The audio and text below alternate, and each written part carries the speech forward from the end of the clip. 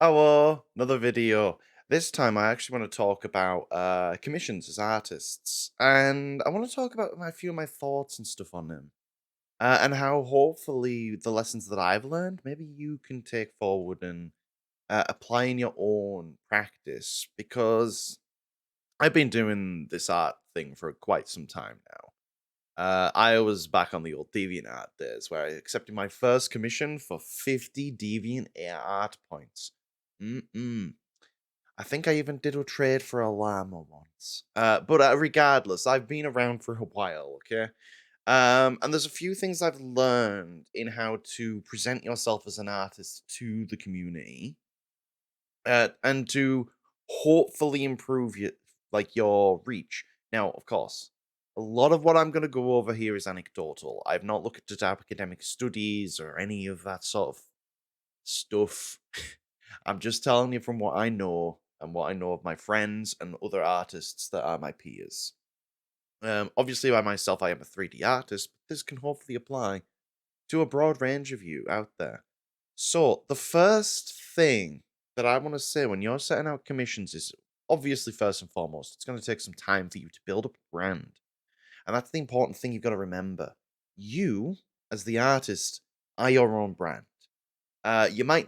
This doesn't mean you need to go out and put like brand posts out and pretend to be personable with people and stuff like that. You do not need to be like Wendy's Twitter.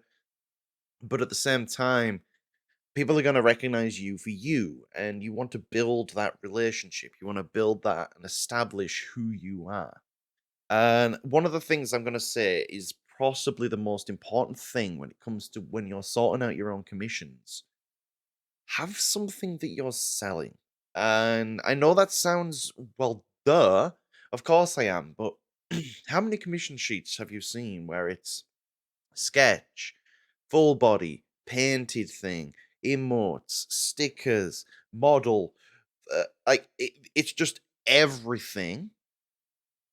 As an artist yourself, you think that's going to be good, especially when you're first starting out, because you don't quite have that identity yet. But there's a problem when you start overloading what you do as an artist, because as much as we like it or dislike it, people will recognize you as a certain kind of artist. Think of all the big artists within internet spaces. Generally, you'll refer to them as like either they're a painter, they're an emote artist, they make models for VR, they're an animator. People want these very specific roles, and specializing in something is genuinely beneficial to you. It's something I would massively recommend more than anything else. Try and make your brand known as the thing artist. Doesn't matter what that thing is, it can be anything. Do you do really good quick headshots? You want to be a headshot artist. That's what you want to be known for. And you want to push and press for that. Um, Again, it's not coming from anything specific here. This is just my thoughts on that. When I go and search for something, when I myself am wanting to commission art, I'm looking for an artist of that type. I'm not generally looking for something generalist. Um, the only time I'll usually commission generalists is when I like them as a person, which is a big part of selling your commissions. That's a part I will get to. But the other side of it is that I want a thing, so I will look for the thing. A lot of people find me through wanting 3D models for VR chat. There's a very specific reason why I present myself as somebody who does that. It is good marketing. And this is most of where the furry fandom struggles with, I would say. A lot of us, we, we focus so much on this independence, this identity of ourselves, and the creativity, which is fantastic, but it becomes really difficult to advertise to people what you do. I'm an artist. Right. Sweet. What kind? What do you do? And having that established, having something to say, this is the kind of artist I am, is great. Now, of course, you don't want to get entirely trapped. I understand that 100%. But here's the thing: if you start doing commissions and at least are doing them at the same level that me and the professionals in the field are doing, where this is our income, this is our main job, you need to treat it as a business and you need to almost treat your commissions as a bit of a product. It doesn't mean you have to be unloving with them. It doesn't mean you have to not care about them, but you need to establish yourself as I am this kind of artist because it'll make you easier to sell to people essentially. Like if you're known as the emote artist, guess what? People are going to come to you for your emotes. That's what you want. That's the kind of things that you need. Obviously, another big topic within like that's talked about to death is pricing. Pricing, I don't want to just simply say raise your prices. This is something that you see on Twitter a lot, and it's usually by people trying to be supportive friends. And I understand it. I know where it comes from. Art prices are quite low generally in comparison to other fields. And myself, I'll put it this way: in the last 5 years, I've not made enough money to pay my taxes. So well, legally, like over the there's a point you've got to go over to actually pay taxes in the UK, but I've never earned that in much money, so pay my national insurance law. Anyways, that's getting off topic. But what I'm meaning is, generally, God, I'm just like I'm completely stuck now. I'm just like talking about national insurance and taxes. Whoopee.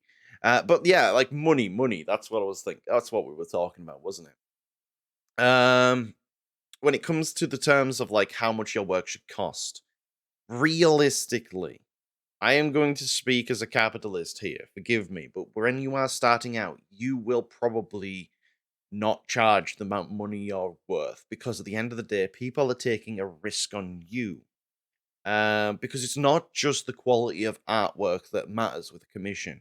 It's how do you communicate? It's your rate of production. How fast can you get these things out? It's just even the experience and stuff, which if nobody else has been able to like talk to you before about these commissions, or you've not really had this word of mouth spread, a lot of people are gonna be a little bit unsure on what it's like commissioning you. And I've had good experiences with commissioners. Most, I would say about 95% of the times I've commissioned art, I've had a pleasant experience. It's been nice. Even if it's been professional, it's been a lovely experience. But there's been a few times where it's not been the greatest, and usually it's with people starting out. We've got to realize that as much as we like to pretend that the artist is this high and mighty lord on the hills, realistically, we are still working a service job. We are still doing something for people. And there's a lot of communication skills, there's a lot of trust skills, there's a lot of skills you don't just naturally have. You've got to learn. Um, and so that is something that, as a consumer of the art, they are taking a risk on you for. So it is likely when you are starting out that you will want to start with the lower price. The only thing is, this price does need to increase over time. If you actually start to make profits doing it, if you actually start to, hey, a lot of people are now coming to me, and I know it's scary to increase your prices, but the thing is, if you start to increase your prices once you get to that point, this is the crux of the thing, which a lot of people skip over. You've got to establish yourself first, then you can increase your prices. Getting that foothold, that little grip into the market, being known for that thing is way more valuable than the initial influx of money right at the start.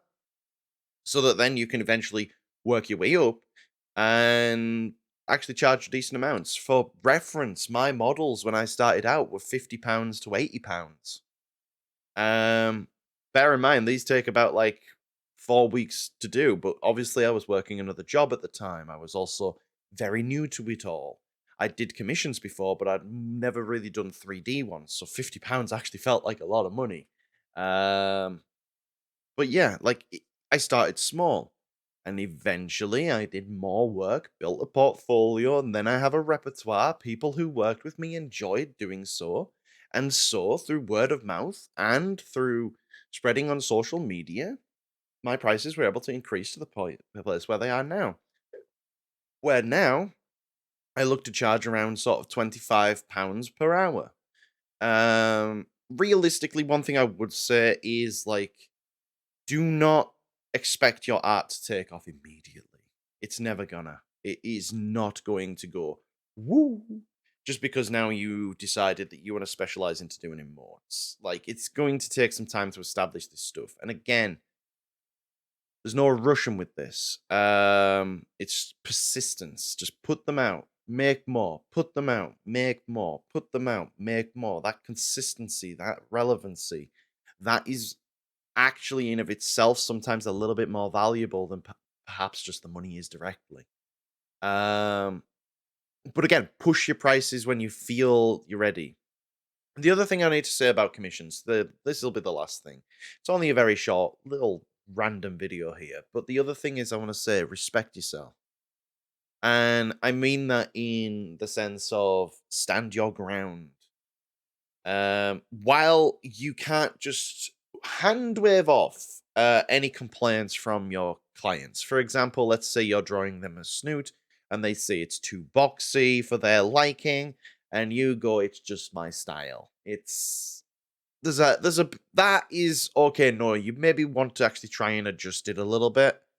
Um, but at the same time, if somebody is micromanaging you, if somebody is like every little update you send them, they're like, I want this moved, I want this moved, especially if it's across different sections. Like, you've got to learn to when to respect yourself. And if you stand up for yourself, they will respect you too. It's a weird dynamic. It's very odd at first because it doesn't feel right talking back to the client, but in a lot of the senses, you're to be trusted with the work. They are like looking for an artist to do the work, so you've got to really just learn that. And maybe have to do a whole video on the respect thing at some point because I feel it's very important. But yeah, I mean, it's a very random video. Just a few thoughts about doing commissions as an artist, and maybe this could help someone. But other than that, I hope you have a lovely day. Love yous all. Mwah.